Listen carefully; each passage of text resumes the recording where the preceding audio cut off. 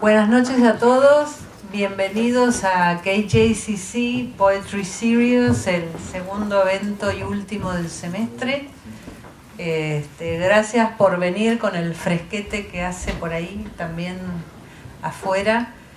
Y para esta poesía o esta lectura de poesía transatlántica, así llamada transatlántica, no sé, sacando de la galera los nombres, pero bueno, obviamente los dos lectores que tenemos hoy están trasplantados del otro lado del océano.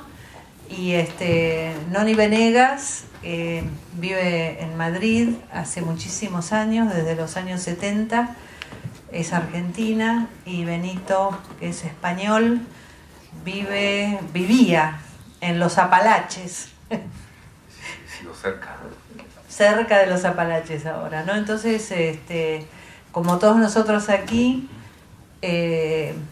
son personas que tienen que lidiar con día a día o acostumbrarse o adaptarse a vivir y a escribir en otra cultura, y a pesar de que eso no es a lo mejor un tema fundamental, creo que influye mucho en lo que todos nosotros estamos haciendo.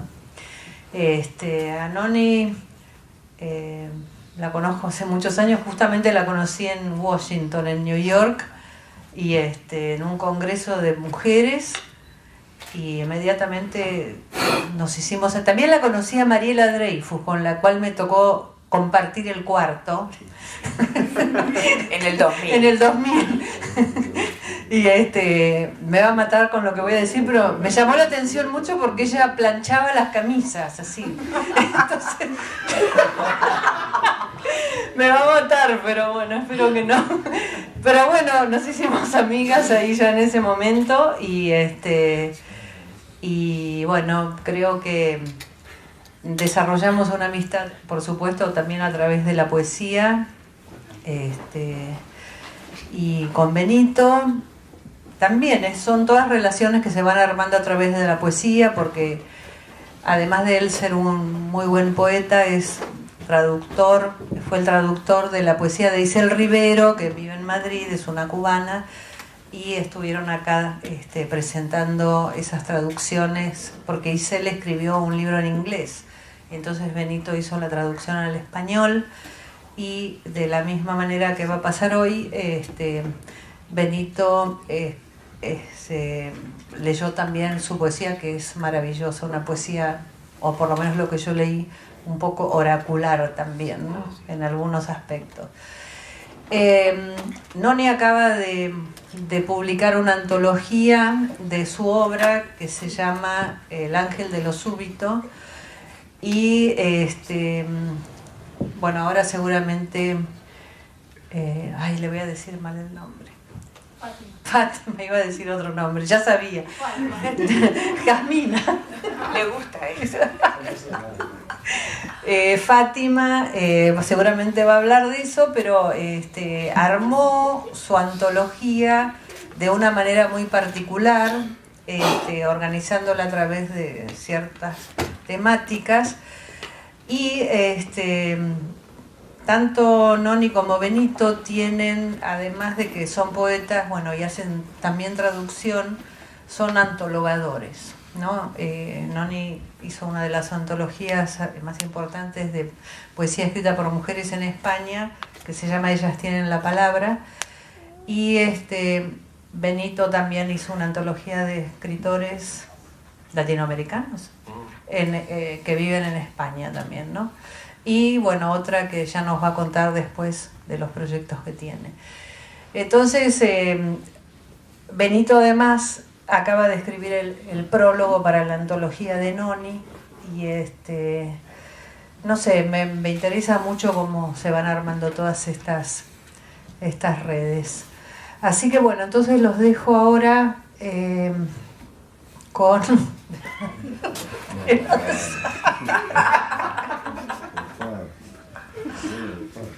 ¿Cómo se llama? No, Alberto ya sé. Alberto Carpio, que va a ser el primero, que lo va a presentar a Benito. Y bueno, y después vamos siguiendo con la lectura. Y bienvenidos. Soy un payaso, ya lo saben todos.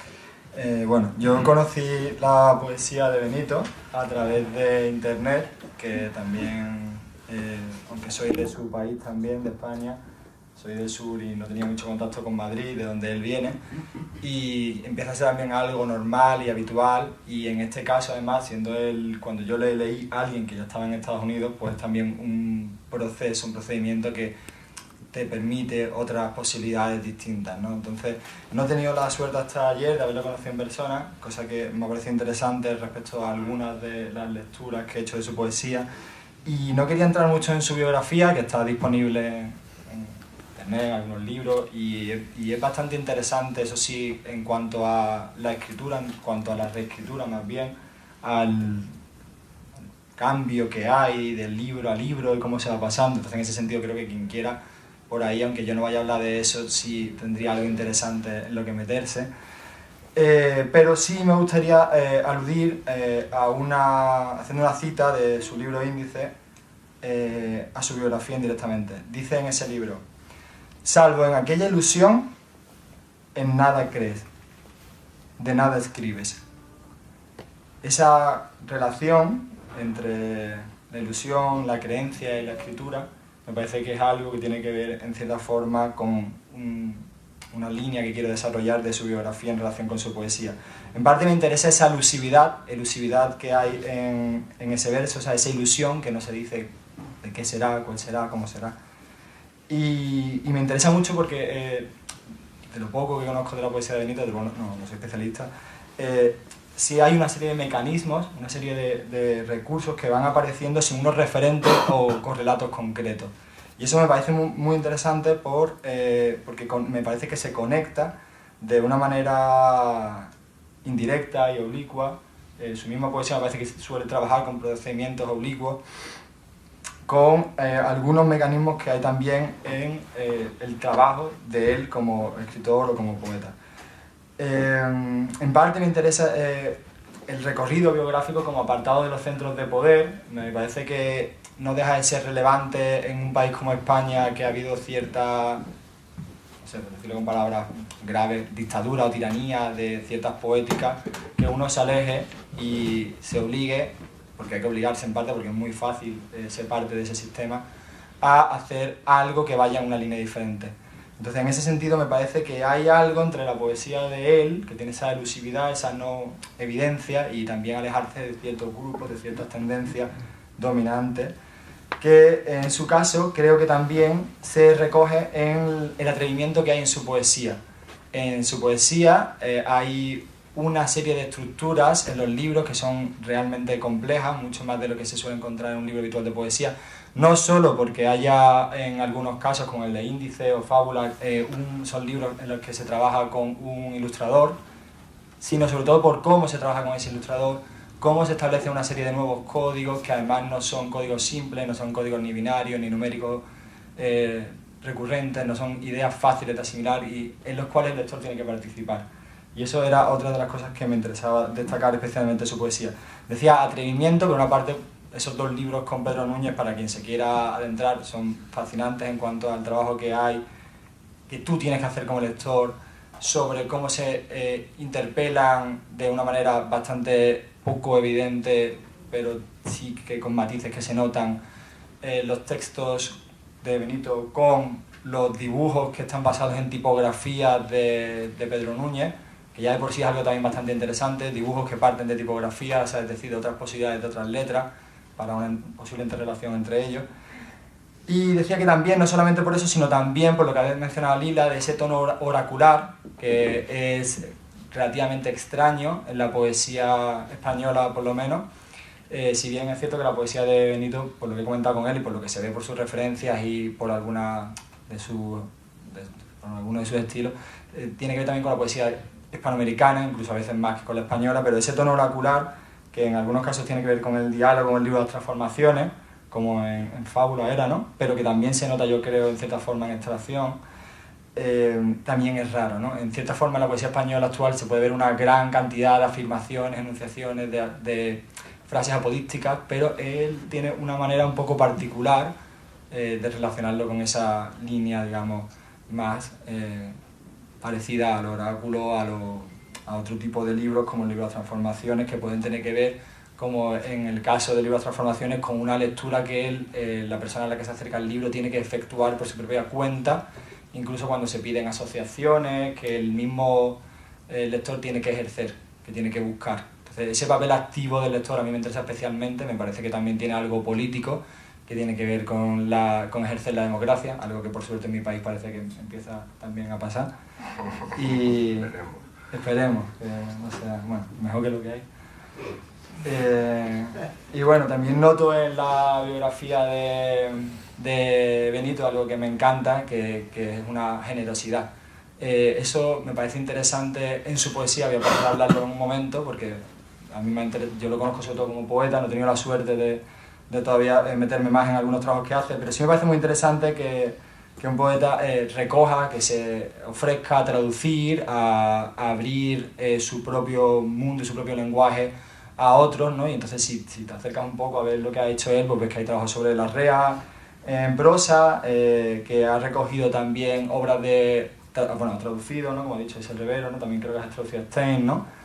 Pero aparte de las traducciones, también una labor más rara y también que se encuentra menos en la de traer y publicar obras de otros poetas que están menos difundidos, ¿no? Como Merlino, por ejemplo, lo que me estuvo contando ayer, que yo no tenía ni idea allí en España de su existencia, y que está en Fondo de Cultura, ¿no?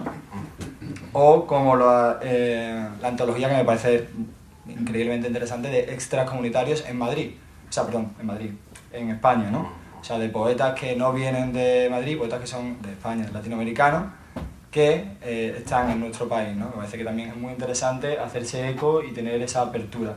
Y decía que eso también me parece que tiene cierta relación con su poesía, en el sentido de que hay una curiosidad en la que constantemente se están cimentando los poemas de él. De los 3 libros a los que he tenido acceso, en los 3 me parece que hay una recurrencia en esa apertura a lo otro. Y esa importancia de la escucha creo que también se refleja en cuanto un poeta es capaz de hacerse ese trabajo de recoger a otros poetas, ¿no? En cuanto a la apertura de lo otro, creo que es muy interesante que no solamente hay interpelación directa, donde se recogen los nombres de otros poetas o se recogen esas referencias, sino que también hay una imprecación constante al lector en el que se le está interpelando, en el que se le están dando, bien con infinitivos, bien con interpelaciones directas, no exactamente como mensajes, como ideas, consejos que tiene que seguir, pero sí una serie de, no sé cómo llamarlo, de sentencias así que obligan a que tenga uno que construir su propio mensaje. Aunque en su poesía realmente no hay nada nunca que cierre del todo, que sea algo, bueno, lo que yo he leído, claro, que sea algo que esté demasiado claro, ¿no?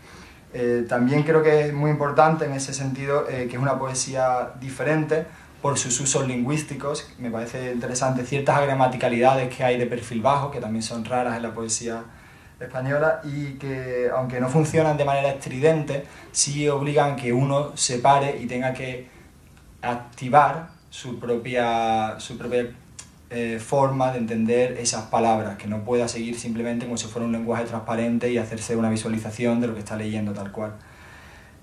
Además de esas gramaticalidades, también creo que es interesante destacar cómo hay una oposición, bueno, no sé si oposición o por lo menos una línea en paralelo a la tradición de los 80, de los 90, quizás, bueno, son los dictadores, digamos, que no tiene relación con la anécdota, con las historias, no se encuentran experiencias narradas de manera típica en su poesía, y también me parece que es un seco interesante y que se puede ver bastante bien en el libro que creo que iba a leer, de Extracción, que también por estructura representa algo bastante diferente a lo de Pedro Núñez que decía antes, pero muy interesante en cuanto al uso de la temporalidad y a cómo esa temporalidad se va a descodificar según las reglas habituales, precisamente al utilizar fragmentos de diario.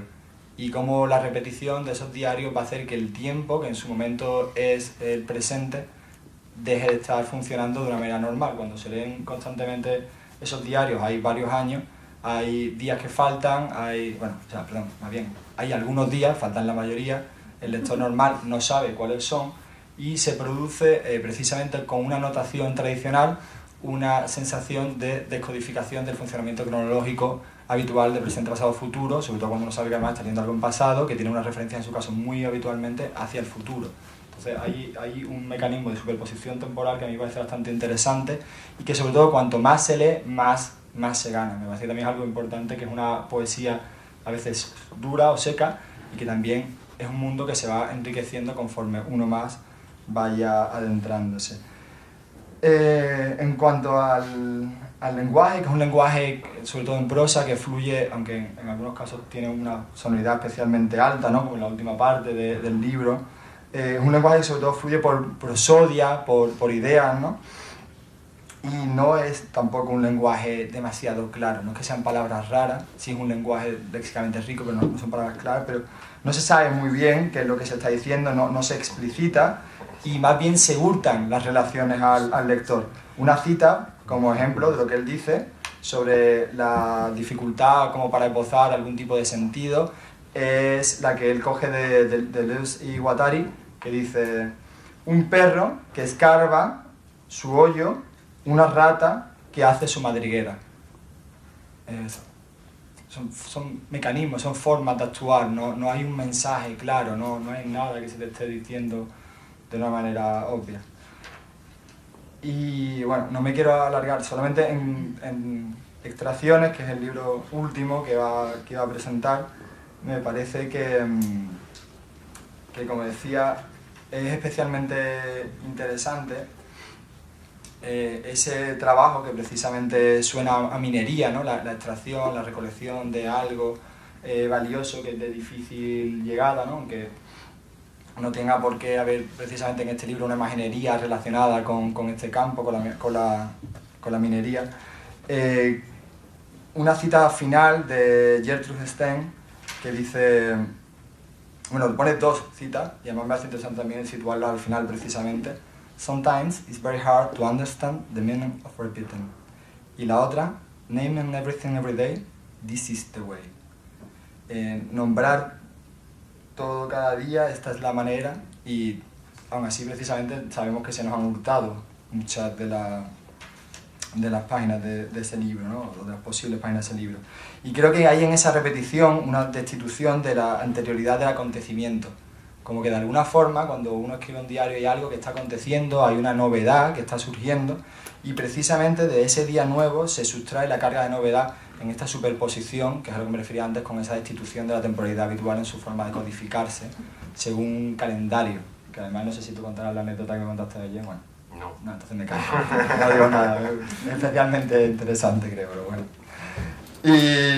Y bueno, junto a eso, creo que precisamente con esa temporalidad, en vez de haber un correlato temporal clásico, como hay una anécdota de esto pasó tal, ahora, después pasó tal, lo que se da es un decir apodíctico, aforístico, una afirmatividad que juega con lo sentencioso casi, como en fábula, y que genera cierta incomodidad que activa, como decía antes, ese rol diferente, ¿no?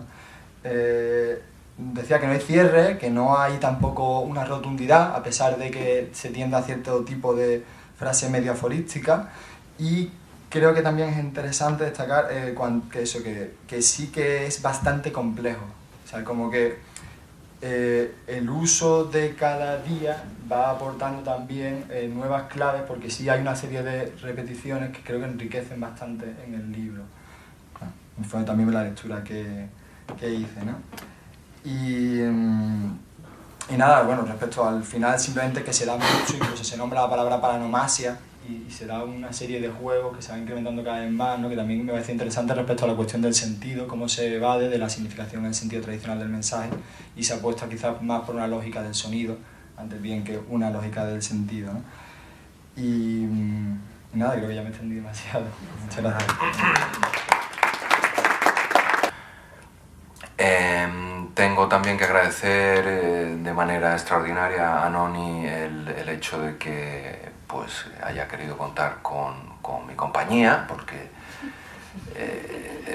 yo tengo mucha suerte en las dos ocasiones en las que he venido a este centro. Ha sido acompañado de grandes poetas, las dos residentes en Madrid. La primera era Isel Rivero, la segunda es Noni Venegas. Eso tiene, digamos que tiene un motivo. Me explicaba las traducciones de Words are Witnesses, el texto de Isel Rivero. Las palabras son testigos, se traduje. La dedicación a los poetas latinoamericanos que han estado formando parte de la poesía española como indocumentados, es decir, como gente que está presente pero no tiene un registro en el testimonio oficial de la poesía española. Están pero no se ven, ¿no? Hoy es un buen día para hablar de los clandestinos, ¿no? Noni Venegas tuvo también el acierto de animarme a hacer un trabajo sobre la poesía de Mario Merlino, que salió publicado en una poesía reunida, no una poesía completa, desafortunadamente, pero una poesía reunida con el título de Voces Comunes y otros poemas. Son textos extraordinarios. Siguiendo con esa veta de trabajo, abriendo brechas en ese muro calcificado de la poesía española, también tuve la suerte de trabajar sobre una pequeña muestra de algunos de los poetas latinoamericanos más interesantes que han estado trabajando en España, y que salió con el título de Extracomunitarios, 9 poetas latinoamericanos en España, donde perfectamente podría haber estado incluido Noni, de no ser por el hecho de que la esperaba un volumen monográfico donde tuve el placer de dialogar con una comprensión de la literatura que se ubica en todos los puntos interesantes, es decir, en aquellos que no están ya regulados. La escritura desde otro lugar, no solamente geográfico, sino también. Publicado en México, escrito en Estados Unidos, que habla constantemente de un lugar impreciso, que es el lugar de la poesía. Voy a leer algunos textos y, bueno, a ver qué ocurre. El libro comienza con una serie de citas. Voy a leer algunas de ellas. You are living for nothing now. I hope you are keeping some kind of record, dice Leonard Cohen. The enactment of life is enough. Alive, live in harmony with the void, dice Isel Rivero. La broza del camino se está abriendo como se abre hacia nada la memoria, de Antonio Méndez Rubio. What is laid upon us is to accomplish the negative. The positive is already given, dice en traducción Frank Kafka. Contempla la merma, disolución de murmullos, ordenación acosada de caos. Espesa es la conciencia, espesa también la fortaleza.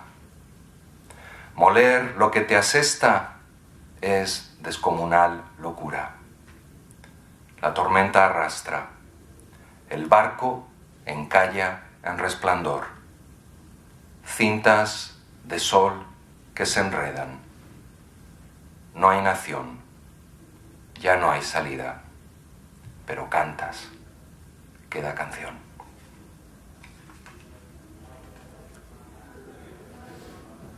Vuelve, vuelve, bisílabo el talismán o ensalmo que agita, fragilidad y fragmento. Yo mira la luz que alguien apaga. El mundo puede ser un pequeño cuenco. Repite y vuelve a repetir. Vuelve, vuelve. Bisílabo el talismán y el pequeño cuenco está vacío.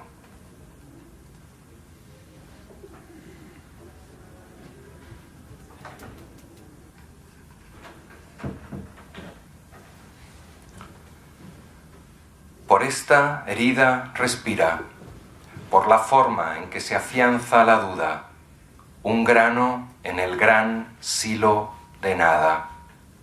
Les oigo falar, les oigo citar versos de Westphalen o Crilly. Todos están muertos. Lo que no termina de asociarse a lo que pretendes es visto con cejas de circunstancias. Nadie termina de cerrar el grifo. Estrategias a base de mortero. Cada cual defiende su media libra de láudano. Así que tú a tu ritmo. La pereza del quién sabe qué. Abierto como herida. Y que gire el molino. Póngase los guantes y péguele. Rómpale la jeta al elegido. Tal vez la mancha de sol en el pómulo izquierdo, tal vez sus ojos de azul, vaciar la escritura, llevarla a la luz donde surge el vacío, hasta allí la hilera de letras, hasta el fondo del nido entra el garabato y acumula migas de pan, muerte en vida, golpeando la res. Qué mejor afición que componer un vals con las notas de los dientes caídos. Y progresando en esta especie de dietario de la que hablaba Alberto. Una poética. Se esfuerza porque nada de lo escrito quede, porque pasen letras como pasa el agua sobre la piedra y pasan y pasa y moldea. No con cincel, no con lija, no con buril ni cepillo. Agua con agua en la que la rama se lava y luego se arrastra hasta el agua y luego se pudre y luego. Sonidos y golpes, chasqueos, batacazos. Revienta o hace reventar, reinventa, se estrella contra la concreta sequedad.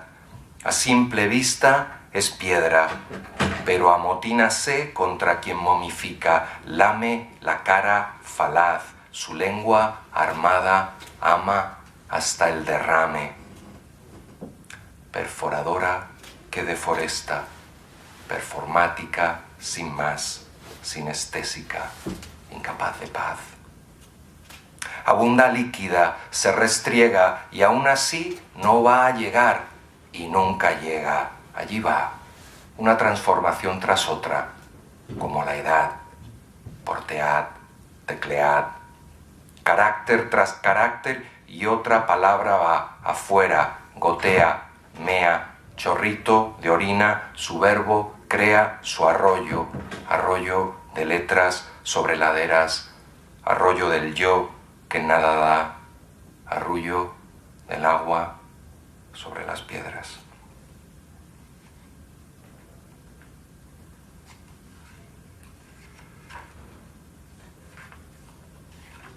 Bueno.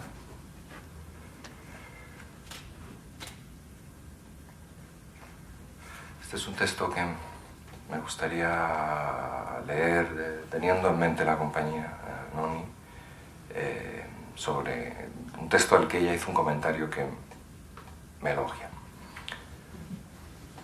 No quiero volver, mamá, no quiero volver atrás y regresar al gen de la edad y al gen de la genialidad. No quiero volver atrás, llegar a la linde y lindamente decir, I give up, I'll come back. No quiero dar la vuelta y vomitar, saludar otra vez lo que dejé. ritornello y rendición, melodía de otro día y cantinela acantilado.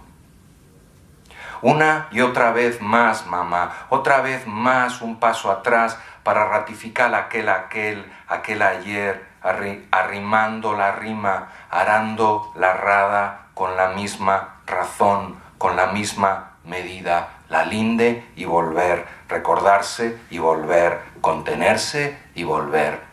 Va de retro, mamá, con la misma yunta, por el derrotero de la derrota, abrazada a la hez. No quiero volver, no quiero volverte a leer.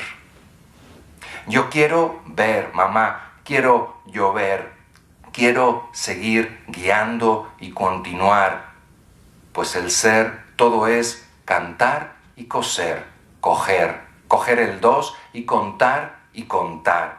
Si hay huella, bien, si no hay huella ya, llanear al azar sin azada ni plan. Lo ha dicho Milán, Anne, Berlonger, lo ha dicho Merlino, a la abertura, a la versura, aversión al loop, al circo, a la regresión. Mamá, te quiero, mas no te quiero volver a leer.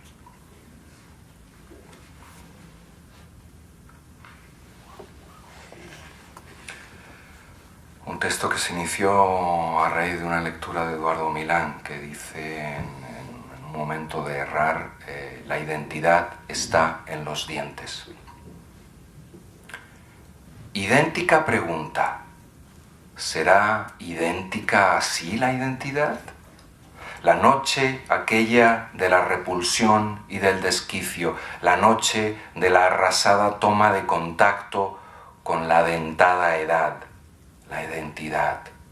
Grieta o Y, la cansada extrañeza de lo que ya, y ya no es la noche aquella, sino el estar que se pregunta, otra vez el mismo, otra vez y otra vez el mismo. Pero basta, basta de esperar que otro nos redima.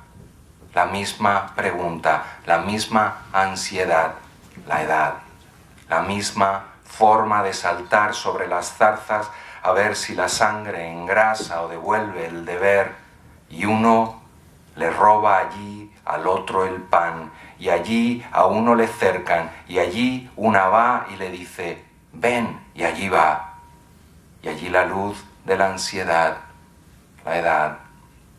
Escribe y quiere escribir, y que alguien conteste, y volver a escribir, y escribir el mismo despertar, la misma tendencia a detonar.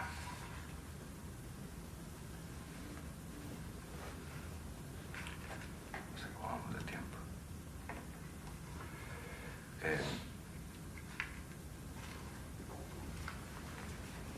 Bueno, voy a leer unos textos más y me gustaría después, leer un par de textos y uno más para cerrar, que creo que está vinculado al día de hoy con este espíritu de agenda, de dietario que tiene.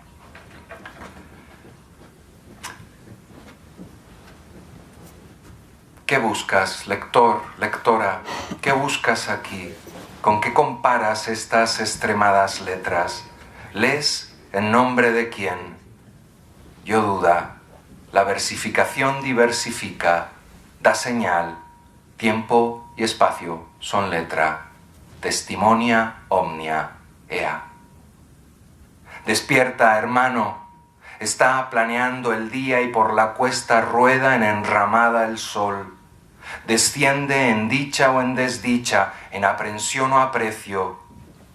El camino flanqueado de casas, el camino de signos, de sombra y de luz, recorre así el día su humor sin mapa, su escarpado humor y su vegetación, cantando esta alegría ciega y alegre, inútil y alegre, palabra y alegre, como mirada, como despertar, más alegre que un paisaje de barruntos.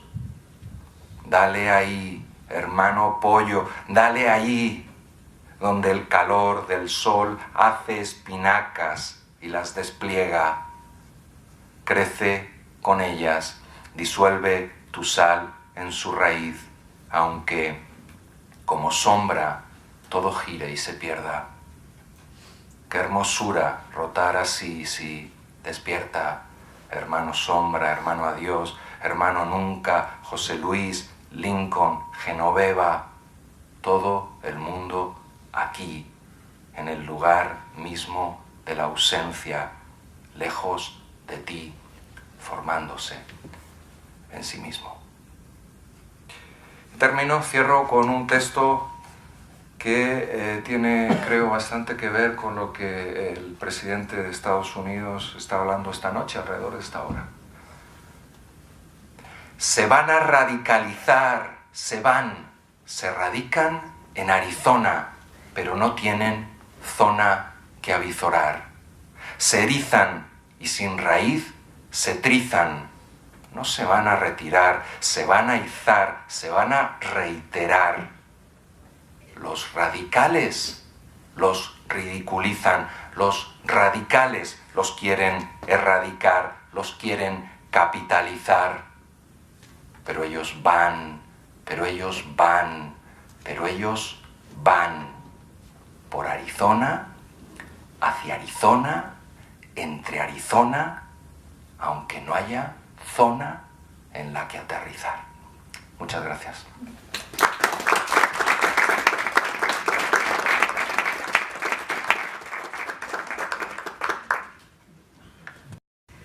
Sin un texto que me acompañe, entonces voy a leer algo que preparé. Bueno, para hacer esta presentación, por recomendación de la propia Noni Venegas, tomé como referencia la introducción de Benito del Pliego sobre la antología de Ángel de lo Súbito. Hubiera preferido no leerlo, no porque el prólogo no me gustara, al contrario, sino porque sentí que todo lo que podía decir sobre el libro ya estaba dicho, que cualquier cosa que dijera iba a ser un parafraseo del ensayo. Y ahora, ¿desde dónde hablar? ¿Cómo hacer salir palabras para crear otra orilla? ¿Cómo pararme en otra orilla sin suplantar ni atropellar lo dicho? ¿Qué palabras para hablar de palabras a través de palabras?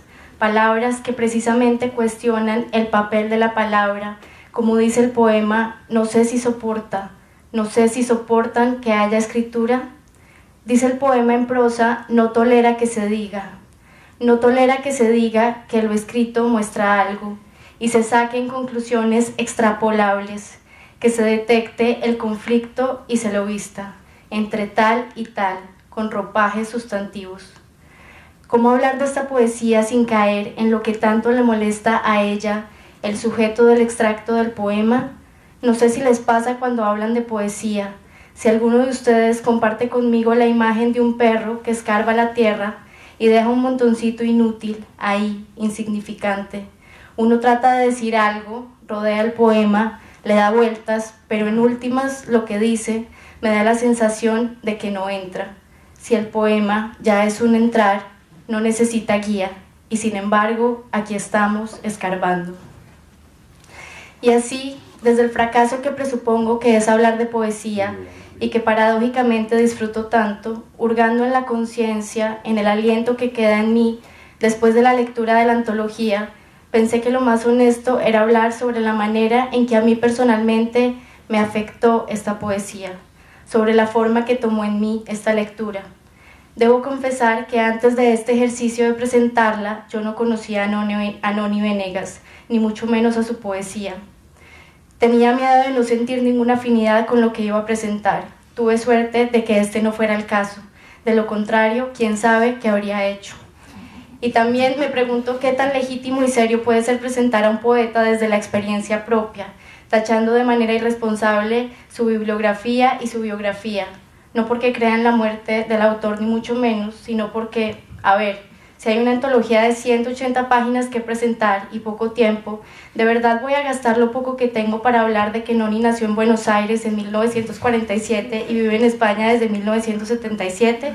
¿Para qué soltar un chorrero de libros publicados, de premios obtenidos, que ustedes están a un clic, a una distracción en sus smartphones de conocer por sus propios medios?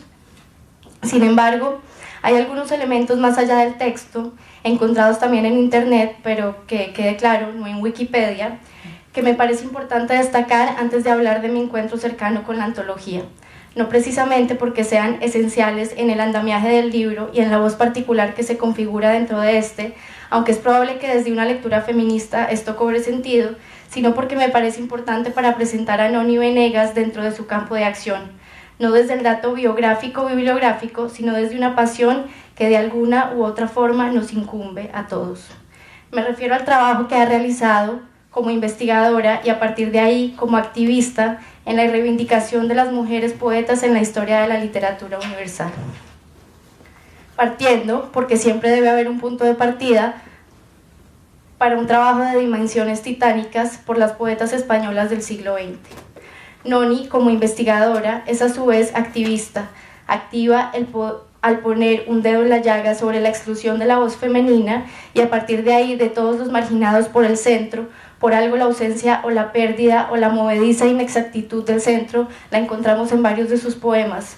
Su cuestionamiento al por qué las mujeres no han entrado a la tradición literaria y su insistencia en cómo es importante que nos conozcamos las unas a las otras para desestabilizar el canon liderado por hombres blancos, letrados, europeos y el etcétera familiarizado. Noni ha desentrañado de las fauces del olvido, de los archivos empolvados y roídos, la voz de las mujeres en la poesía española para encontrar y legitimar el papel que nos corresponde dentro de la historia de la poesía para que el hombre del canon y también ella misma, pues me refiero a la mujer, reconozca la estima, la aceptación, el respeto y el estudio que merecen sus obras. La resignación, dice Noni, de que las mujeres no veamos reconocida nuestra producción, aceptarlo como si eso también fuera parte de la tradición, solo contribuye a la negación de un legado para los que estamos aquí y para los que vienen. Esta labor partió de su antología Ellas tienen la palabra, de 1997, escritura de poesía de mujeres españolas nacidas en los 50, que realizó en conjunto con Jesús Munarriz y que fue publicada por la editorial Hiperión. A partir de ahí, el trabajo no ha cesado. A pesar de que el estudio de Noni se centre sobre todo en la reivindicación de la mujer poeta en España, su trabajo es un marco de referencia para la reivindicación de la poesía y del arte en general producido por mujeres en el resto de países de habla hispana. Ahora sí, al ángel de lo súbito, súbitamente. El ángel de lo súbito, una antología esencial. Para empezar, el título, ya es inquietante. El ángel, esa maravilla alada, sagrada, y lo súbito, el golpe de lo inesperado. No saqué conclusiones sobre el título hasta más adelante, cuando ya iba en la mitad de la lectura. Dije, esa sensación con la que se ven las cosas por primera vez, esas ganas que tenemos a veces de lograr que la palabra descascare el instante y saque lo que hay de eterno en él. Por ejemplo, el poema Estampa inglesa, cascos suspendidos y la hierba intacta bajo el paso, salvo la sombra alargada como nubes sobre agua. O el poema Hakusai, no cae, espera. Dice Noni en su epílogo, que también me arrepentí de leer porque ella ya lo decía todo y me dejaba de nuevo desarmada. También el ángel de lo súbito, que da título al libro, estas son comillas del epílogo de Noni. También el ángel de lo súbito, que da título al libro, deja entrever un brillo, un destello, y luego lo escamotea. Eso que se espera desde la ventana del auto, me la imagino empañada y las gotas de lluvia chorreando por fuera y el niño a la espera de un algo con que secarse esa ausencia, esa melancolía con que el domingo nos atraviesa desde la infancia. Algo que suceda al fin, que nos quite ese desasosiego de estar en el limbo entre el todo va a desaparecer y sin embargo todo empezará de nuevo. Y de pronto se estrella contra el vidrio o contra el corazón, nunca se sabe, las luces de una valla que se vislumbra como una promesa de lo que, ahora acabado, el día empezaba. Dice Noni acerca de la imagen brillante, de lo que se enciende y de cómo su experiencia con el poema es una inmersión en esta visión, cómo sucede ante una idea recién aparecida, como por ejemplo, frente a la hoja en blanco. Todos aquí hemos sentido alguna vez el calor de ese aleteo. Tal como persiste una estela luminosa en la retina, lo que quedó entre dientes debiera de retener algo de ese resplandor. Cada poema abrir y cerrar en su interior un chispazo de la visión, y la suma de todos, conformar trozos coloreados de un caleidoscopio que al girarlo se compone de otra manera para crear una nueva figura. El poema se configura como una inmersión, como reconstrucción y expansión de fragmentos de estas visiones súbitas, y esto pasa por un proceso lingüístico. Como nos recuerda Benito del Pliego y un poema de Noni, el lenguaje, con su estructura de cadena, a pesar del lenguaje mariposas del instante alfiler, es una herramienta de una recreación del instante, no el instante mismo, es el artificio. Por otra parte, en algunos poemas queda consignado el anhelo de escribir, el proceso de la escritura, y eso es lo que se escribe, ese es el poema. Como dice en el poema en prosa, no sabe escribir, cree que escribir supone una libertad anterior a la escritura que hace que ésta flote y huele como un alma en vilo.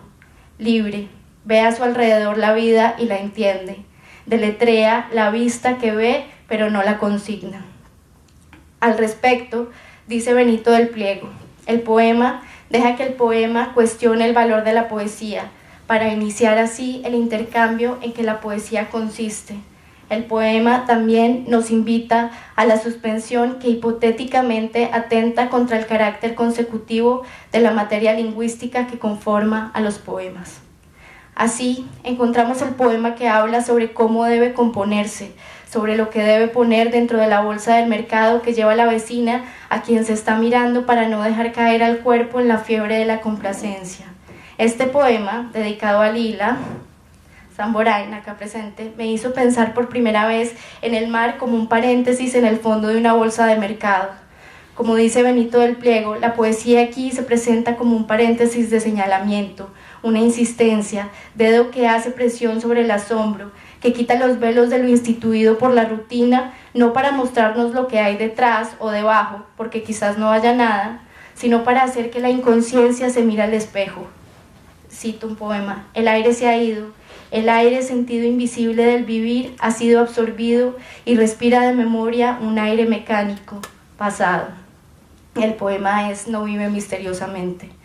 Pareciera que estas acciones quisieran salirse del campo de lo dicho, cobrar vida por fuera del lenguaje y al mismo tiempo señalan, a veces con crueldad, cómo no nos fue dada esa posibilidad de estar por fuera. Abro comillas. Toca, tantea, trata, palpa, palpita, pero enseguida pide explicaciones. Cierro comillas. Pasar del tanteo al lenguaje, del instinto a la razón, al logos que petrifica, pero por si acaso, como sucede en el poema Los hilos dorados de la imaginación colectiva, la sospecha era lo último que podíamos generar, nos empujaba a bautizar cada cosa con dos nombres. Confundir, extrañar, multiplicar el sinsentido. A veces también me da la impresión de que esta poesía evoca el deseo de que las cosas se escriban solas, como la vida, que se vive sola, que lo único que necesita para vivirse es estar vivo. Por otra parte, me llama la atención encontrar poesía con rima. En un tiempo donde la rima es tan perseguida como bruja en tiempos de Inquisición, Noni no le teme. Incluso tiene un soneto, Si soy feliz, sobre la imposibilidad de reconocer la felicidad. Estas rimas, que en ningún caso son ingenuas, parecen decir que a la poesía, al igual que el exceso de adjetivos, metáforas, símiles, recursos poéticos innecesarios, retóricos, le hace sobre todo daño el exceso de autocorrección, de limpieza de la forma.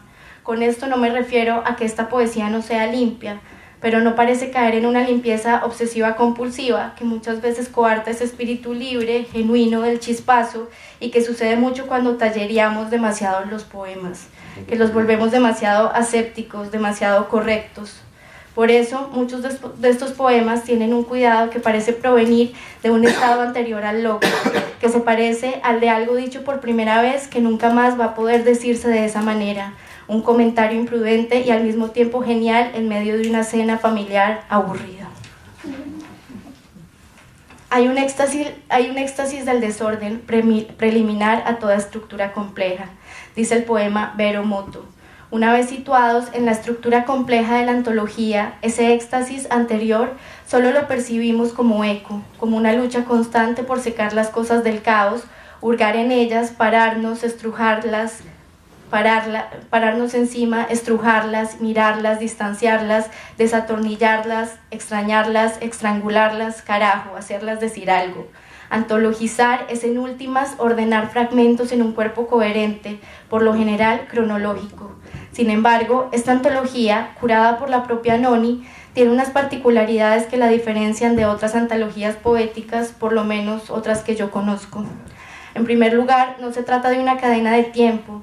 Pienso más bien en la estructura de un árbol cuyas ramas son los 7 capítulos, como en la tradición judeocristiana fueron 7 de los días que se tomó Dios para ordenar el caos y crear el universo, y sus ejes que no aparecen como título de los capítulos, sino señalados en negrilla en los epígrafes que introducen los capítulos. Estos temas son vida, lenguaje, el lugar, la familia, el sueño, el arte y el otro, o el amor. Y luego hay otro tema más que los envuelve a todos, el subtítulo de la antología, el adjetivo esencial, como si la poeta nos entregara en este libro el prana, no solo de su poesía, me atrevo a dar el salto y afirmar que también de su vida, porque nos hace conciencia, me parece que es el rostro de ese ángel de lo súbito, de que separar poesía y vida es tan descabellado como separar a unos siameses por el corazón. Gracias.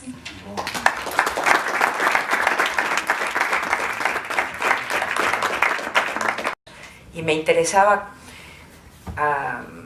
primero averiguar cuáles eran los temas que se repetían. Y la verdad que estos 7 son los que más se repiten.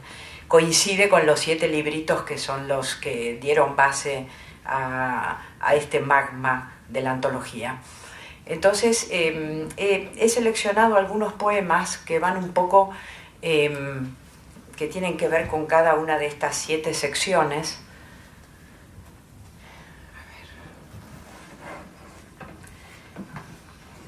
Quizás sería mejor leer de pie. A ver. La primera parte de la primera sección es vivir, ¿no? La vida. Entonces, las condiciones físicas y espirituales de ese vivir. No hay equilibrio. No lo hay. En la mesa sobre la que se apoya y trastabilla. Todo es frágil y tal vez portátil. Una se lleva de aquí para allá y se vuelve a traer de allí para acá. Y eso sin equilibrio, a punto de caer. Eso que ve escapa cuando se incorpora. Vertical, el sueño se desliza como una túnica de seda hasta los pies y algo que está abajo, invisible, lo absorbe. Entonces se pone a vivir.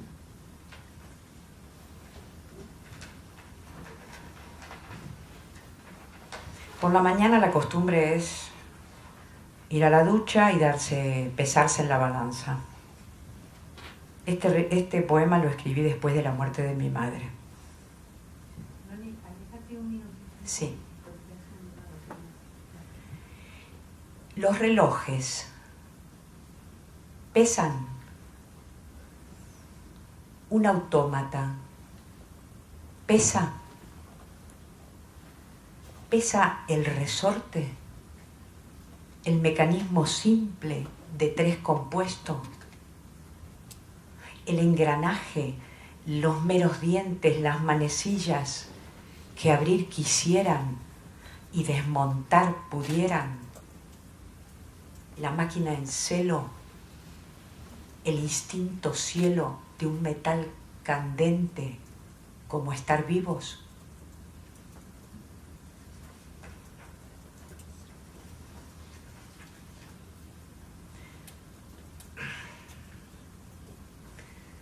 toca, tantea, trata,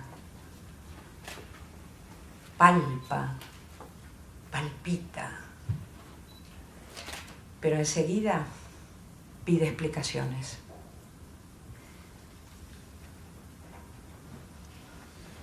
Otro apartado es el lenguaje. No es que escribas siempre lo mismo. Escribes en el mismo lugar otra capa más honda de ese lugar. Igual que las telas metálicas de ciertas instalaciones dejan ver otra realidad.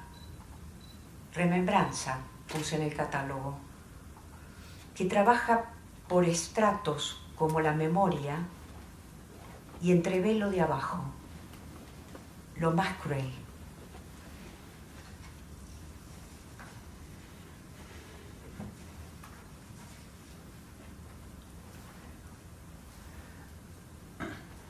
Una lengua de pulpa de arrobo y canciones tibias al amanecer. De leguas de dendritas y confirmación de vuelo. Airbus, pour toi, 7:30. Una lengua de palo para batear la lengua de diamante del tamaño de un carámbano de hielo, o la bruma de 1000 gramáticas subidas con cantos de sílex y sintaxis fría. Una lengua de pirita para los jaspes de la escuela de Berlín, cuando 4x4 más un tamil iricen los jades del 21, con lapislázuli y spanglish y gliptodontes gráciles turquoise y lusas amatistas de bahía, libando libres el son. Moon, Gate 2.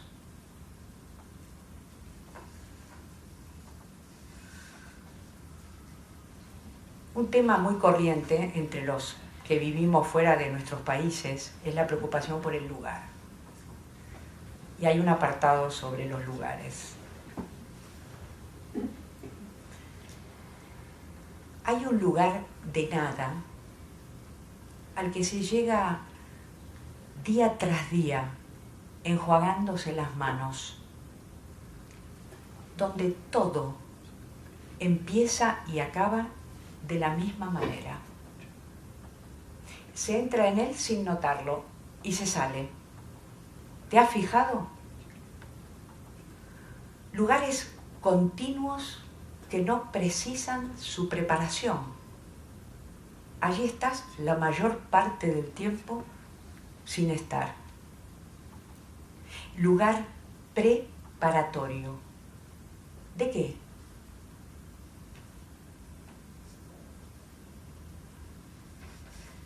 Este poema tiene que ver con un lugar que hay en el sur, en Argentina, en la costa, un balneario de verano que fue creado por unos belgas que vivían en Bélgica y decidieron repetir un balneario muy bueno, muy bello que hay ahí en la costa del norte, que se llama Ostende. Y estos belgas lo que no sabían eran los vientos que había en el Atlántico. Entonces cada mañana, cuando iban a ver lo que habían construido del hotel y todo eso, encontraban que las dunas habían tapado hasta el primer piso y tenían que entrar con un tablón directamente a la ventana de arriba. Entonces a mí este poema lo escribí en Ginebra y viendo un juego descascarado de jardín en una terraza, y me acordé de Ostende, y era la ocasión de reflexionar un poco entre la relación entre el norte y el sur. Ostende tiene su homónimo en la costa al sur.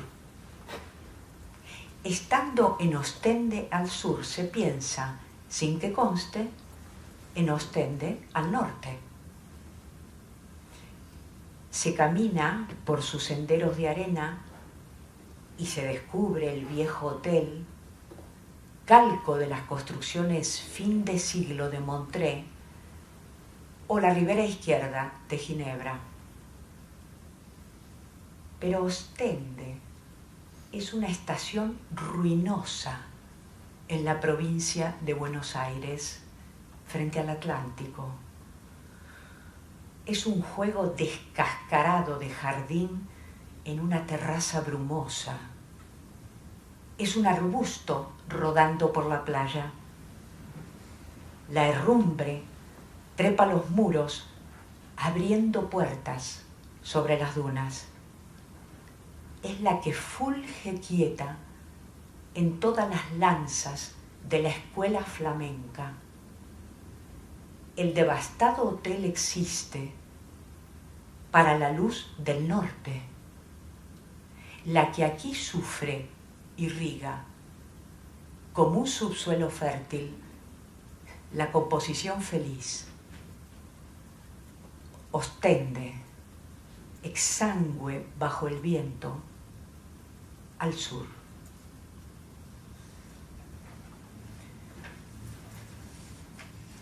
Luego hay un tema que es el tema de la familia, que como bien vimos por el poema que apuntó Benito, tiene que ver con la madre y todos. Todo lo que ahí estamos metidos siempre. De ahí de momento es difícil salir. El niño crápula es un niño cualquiera, tornasolado. Es un niño al revés, tergiversado. ¿Quién dijo que los niños no deben ser así? Está versado en leyes para violarlas. Está versado en familia para explotarla.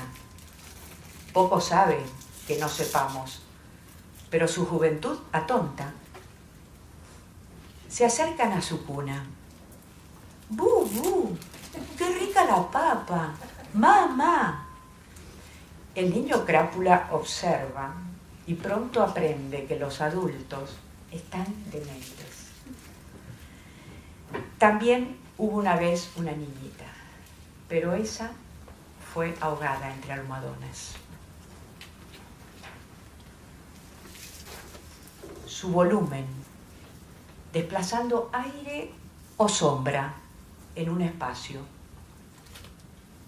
Su presencia, que cuando está sola se vuelve interior, más ancha, casi sin contornos. En compañía, en cambio, aumenta la estrechez, el engorro del cuerpo denso, torpe, ofrecido. Se recompone, mejora esa apariencia ante el otro. Una esclavitud, estar acompañada. Así, la mitad del tiempo, el cuerpo es ajeno.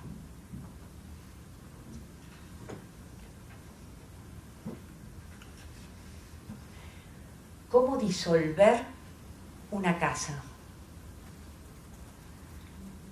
La estructura de canela simple, sólida, en la memoria. Los travesaños de letras de molde y las ventanas que marcan un único paisaje, lívido, de la infancia.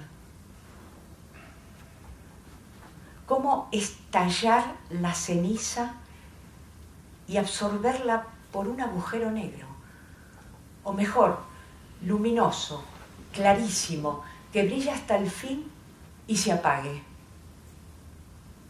Cómo no entrar ni salir, que no haya un porche, ni una escalera, ni una sala, ni una madre al fondo de un sillón y un hermano por siempre en el baño, descubriendo su adolescencia. ¿Cómo, una vez la casa quieta, borrar la ausencia del padre, instalada con rabia de polvo en el vacío?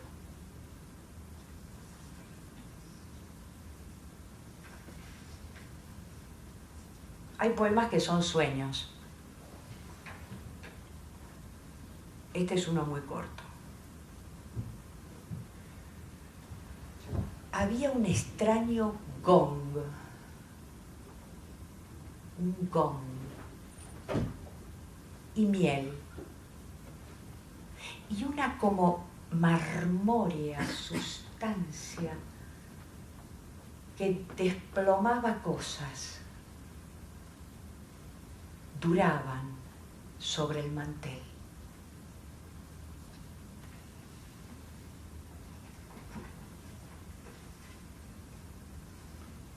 Hay poemas de amor también. ¿Podría el otoño ser maleza?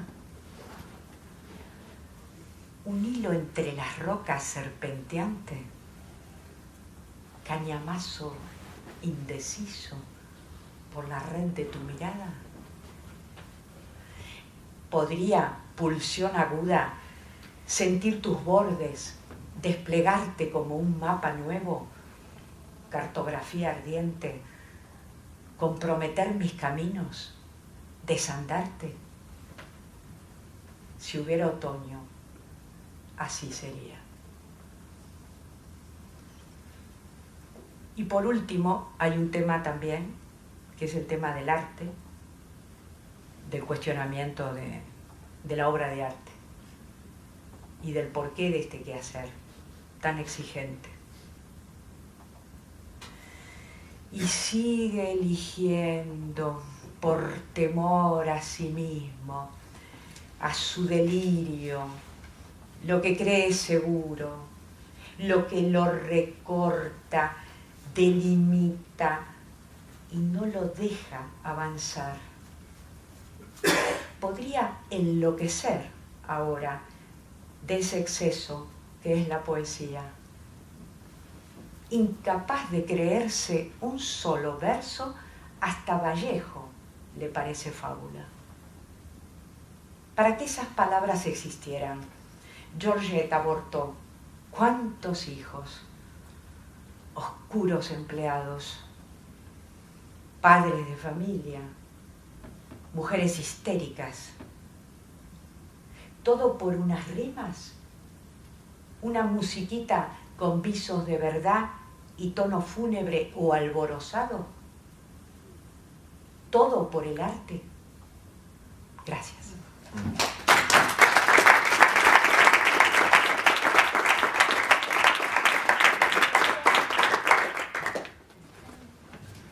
Cierto, me había olvidado. Me lo pidió Fátima y está dedicado a Lila y le dedico la lectura a Fátima.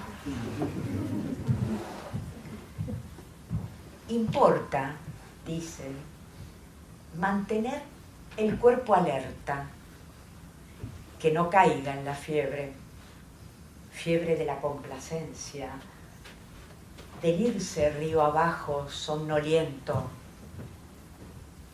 Importa el paréntesis, guión largo a la manera de Dickinson.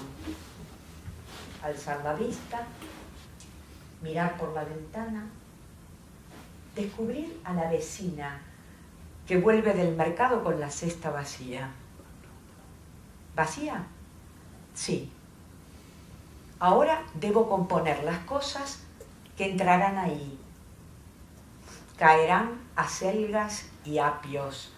En medio, pimientos rojos como gemas, manzanas de oro. Y volverá Grecia a su cesta, las Hespérides, el Ática entera, una mañana de julio, porque al fondo, bien envuelto en papel de estraza, medio mar boquea. Preguntar, comentar, increpar, todo es digerible.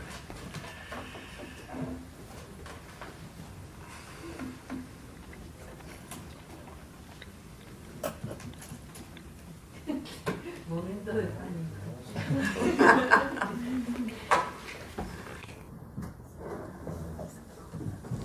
¿Alguna pregunta? Sí, ¿cómo? Es que para hacer esta presentación me vi una conferencia que hace Noni con motivo de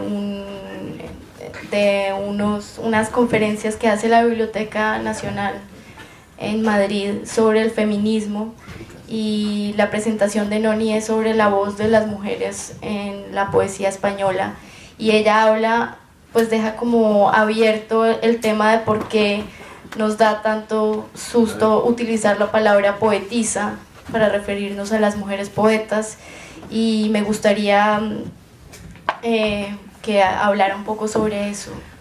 Bueno, eso tiene una explicación que la voy a decir muy cortita y muy rápida. Yo aplico la teoría de Pierre Bourdieu para la exclusión de las mujeres del campo literario. Entonces, buscando en esa dirección, me di cuenta de que también, aunque él no lo habla esto, pero trabajando a partir de la teoría de las reglas del arte, me di cuenta que el tema de la poetisa se genera, el momento del desprecio por la palabra, en el momento en que la revolución industrial en España nace la industria editorial tal como la conocemos ahora. Y en ese momento empieza a haber puestos de trabajo de una industria nueva, floreciente, digamos, traductores, editores, redactores, correctores, periodistas, todo eso. Entonces, al aparecer en ese momento ese nuevo campo de acción para la gente que se dedicaba un poquito a las letras o que les interesaba el tema, que tenían una cierta preparación, coincide con el movimiento de las románticas en España, que había un montón de mujeres que eran las poetisas románticas, y también con las leyes que obligan a educar a las mujeres a partir de 1853. Entonces hubo por primera vez un contingente de mujeres preparadas, de clase media, ya no eran hijas de la aristocracia, ni monjas, ni mecenas, ni nada, sino que eran mujeres que realmente les interesaba entrar en ese nuevo campo. Y, oh casualidad, resulta que es en ese momento cuando la sociedad literaria, digamos, decide que todas estas poetisas románticas van a empezar a caer en desgracia porque escriben sobre temas románticos y son muy flojas y muy frágiles y qué sé yo. Y la palabra poetisa se utiliza para calificar a esas mujeres que escriben poesía romántica, pero que también eran un peligro vivo para amenazaban con ellas ocupar esos puestos de trabajo en un momento que se habría abierto la nueva industria, que era la industria editorial. Entonces, ¿cómo no ver en la ridiculización de la figura de la poetisa un interés mucho más digamos, prosaico que el del juicio sobre las obras literarias? Porque en ese momento había un montón de poetas, también varones, que escribían unas chorradas espantosas.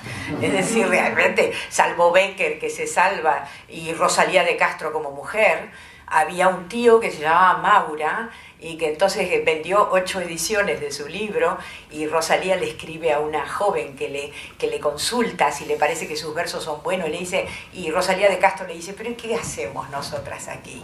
Dice, en este mundo, dice, con tipos como este que venden 8 ediciones. Y entonces yo pongo un ejemplo en la antología donde los poemas de Antonio Maura eran como la mujer, más o menos como el bolero, porque una mujer que no sabe querer no merece llamarse mujer. Bueno, eso era más o menos el poema de Antonio Maura, que la mujer tenía que estar en su hogar, cuidarme, 8 ediciones.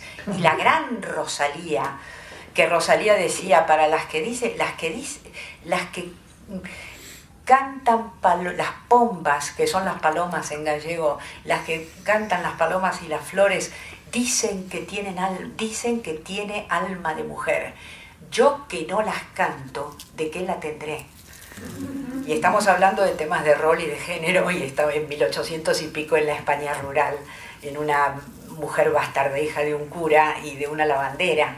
Entonces, ¿de qué estamos hablando? Cuando hay talento siempre. Es decir, ese verso lo podía haber escrito hace 10 minutos cualquiera de ustedes y todos hubiéramos dicho: mirá la cuestión de género, mirá cómo se la salta la torera, cómo aprovecha que no canta a las palomas ni a las flores para decir que ella de que tiene alma.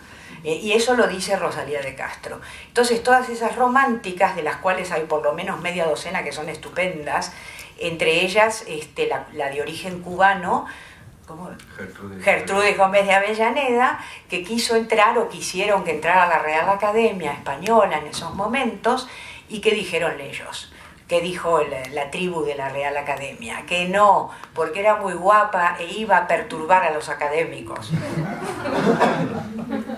Y los sigue perturbando por su mera existencia, ¿no? Es de esas figuras que se salen del lugar. Bueno, lo mismo pasó con Yourcenar hace poco tiempo, que fue la primera mujer que entró a la Real Academia, a la Academia Francesa, que además es el modelo de la española. En España se copió el modelo de la Real Academia Francesa. Hubo un señor que todos conocemos y que es asombroso que lo haya dicho, Levi Strauss, que es el autor de las reglas de parentesco sobre las cuales se ha basado toda la lingüística estructural. ¿Hasta qué punto puede estar equivocada esas reglas de parentesco? Dijo, no se cambian las reglas de una tribu, esa mujer no tiene que entrar. Y eso fue Levi Strauss con Marguerite Yourcenar. Entonces hay que revisar desde la antropología también todos los trabajos que él hizo de parentesco, ¿no? Habría porque si esa era su mentalidad, que ya era una cosa tan... Sí. Bueno, ya ves lo que dio tu pregunta. Si no se cambia la regla, se cambia la tribu. Se cambia la tribu, claro, que tenemos que cambiar la tribu, cambiar el mundo. Yo tengo una pregunta para Benito, que me encantaría ver ese libro porque no lo conozco. El de los diarios, ¿no? Noté, bueno, las otras, leí un solo libro tuyo, o sea que noté como una cierta violencia que sale como aflora, ¿no? Como una cierta violencia en los textos, ¿no? Y me parece como un tono diferente. Nada, quería ver si podías hablar un poco de eso. En primer lugar, las lecturas que hago de estos textos, las lecturas públicas, me llevan a elegir textos más enfáticos, porque digamos que tienen un carácter más sonoro, más propicios para compartir en voz alta. Otros tienen el tipo de relación de ideas que los hace un poco más farragosos para la lectura. Por otra parte, como son textos de carácter diarístico, aunque no cuentan anécdotas cotidianas, sí transmiten todos los humores, es decir, no los restringo. También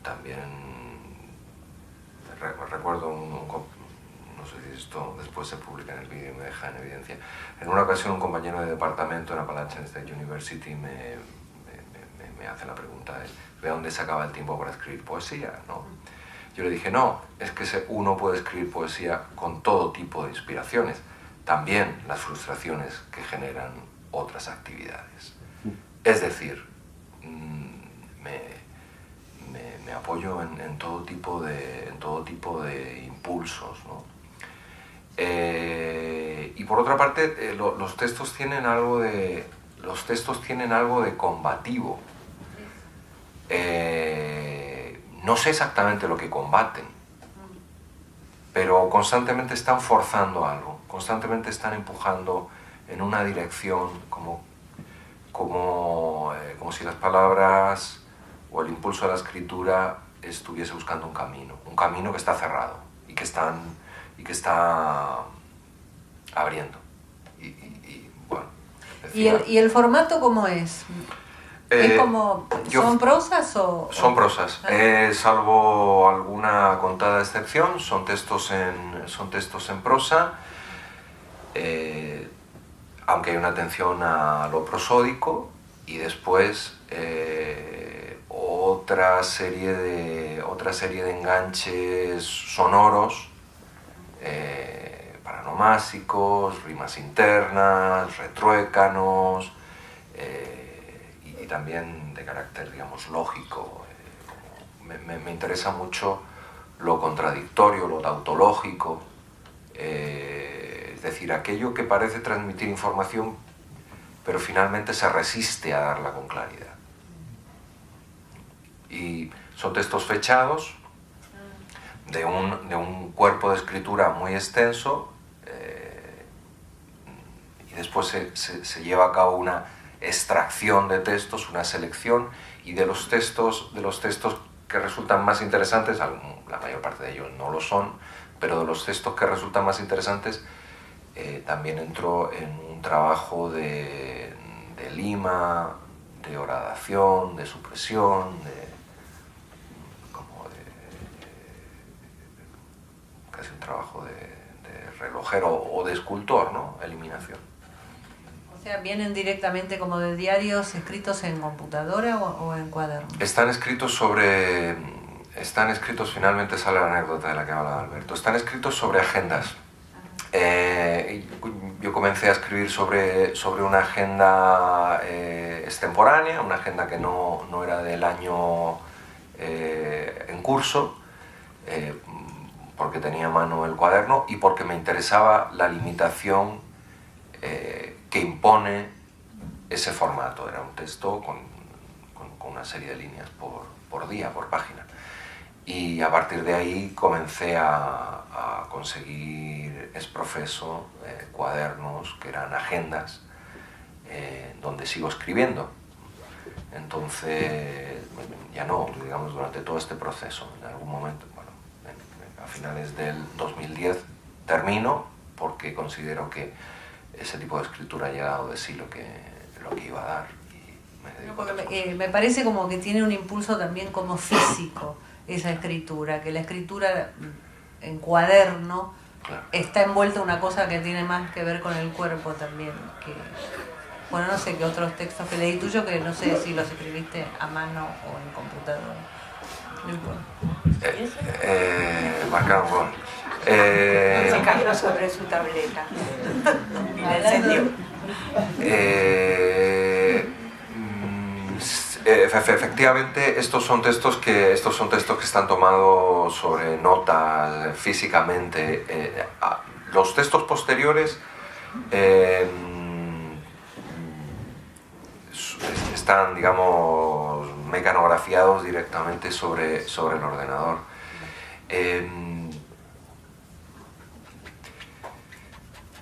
Creo que tiene, de nuevo, la selección de textos de alguna manera modifica la imagen de conjunto que podría dar, ¿no? Es decir, yo creo que en la lectura del libro aparecen tonos mucho más matizados.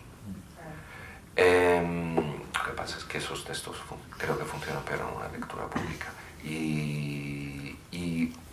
Pero también es cierto que la selección de los textos en el libro responden a cierta capacidad de reacción, ¿no? La cuestión prosódica, el trabajo, los hace un poco, tal vez en el mejor o en el peor sentido, rimbombantes, ¿no? Y la musicalidad no era un fuerte de proyectos anteriores, y tal vez no lo es de los siguientes, ¿no? Pero aquí sí. No, me gustó mucho. Te quería justo, después largo el micrófono, te quería preguntar, Noni, justamente con ese tema, vos también dibujás, hiciste los pulsos, que son trabajos que hiciste de dibujo, creo que con los ojos cerrados, y entonces quería ver cómo es esa relación también de la escritura, cómo escribís también, si tiene que ver de alguna manera con el dibujo y con esa cosa física, o cómo es el proceso. Sí, los pulsos son, el origen está en el duelo de la escritura a mano o a máquina, porque la escritura a máquina también exigía una fuerza en los dedos y en las manos, ¿no? Ahora me costó mucho pasar a lo tenue del ordenador, nos olvidamos, pero eso fue un proceso de adaptación también, porque antes había que teclear, ¿no? Como tocar el piano. Y entonces me compré, así fue automático, hojas de Canson y lo hice siempre como si fuera una escritura. La escritura, uno no sabe lo que va a escribir. Y entonces ahí no había ningún modelo exterior para dibujar, eran simplemente eso, los pulsos, y son con los ojos cerrados, ¿no? Son como cosas abstractas. Y Y bueno, ahora el otro día en México, que tuve que improvisar un texto que tenía que hablar sobre Tomás Segovia, pues lo hice directamente y dije, bueno, qué interesante va a ser volver a escribir. E incluso tomé las notas y lo tenía como base. Y me encantó. Lo que pasa es que yo cada vez que leo, cuando estoy leyendo libros, ese es uno de los problemas de la biblioteca, de donarla, de hacerlo, porque yo escribo mucho en los libros que leo. Entonces he encontrado poemas a lo mejor escritos en las partes así, en las hojas en blanco y qué sé yo, y mucho también al borde de los libros y todo eso. Yo creo que eso es muy interesante. Creo que habían descubierto, no sé de quién, bueno, lo de Robert Walser, que tenía esa letra tan pequeña. Y eso me parece que es muy interesante, porque ahí uno está pillado por el flash del diálogo con quien está leyendo, y ahí hay una cosa súbita que se te ocurre que no podía pasar, no te da tiempo a levantarte al ordenador y pasarlo. Entonces eso es muy, muy interesante. Creo que habría que mirar un poco más, ¿no? Porque hay reflexiones. Leonardo da Vinci, creo que los cuadernos, la biblioteca o los libros eran fascinantes, de cómo el tipo tomaba notas, ¿no? En diálogo con otros escritores o artistas. La relación con el soporte, ¿no? Sí. A mí me interesa mucho explorar qué ocurre cuando cambio la, digamos, mecánica de la escritura. Entre los proyectos en los que estoy tanteando últimamente, hay uno que tiene que ver con la escritura de textos sobre correos electrónicos que manda una dirección creada a propósito para recibirlos. Porque lo que significa es que el texto desaparece de mi vista y tengo que recuperarlo también a través de una búsqueda, digamos, digital. Y además, no, en fin, es una dinámica particular. Lo mismo con los determinados cuadernos, escrituras sobre libros, de alguna manera afecta al resultado.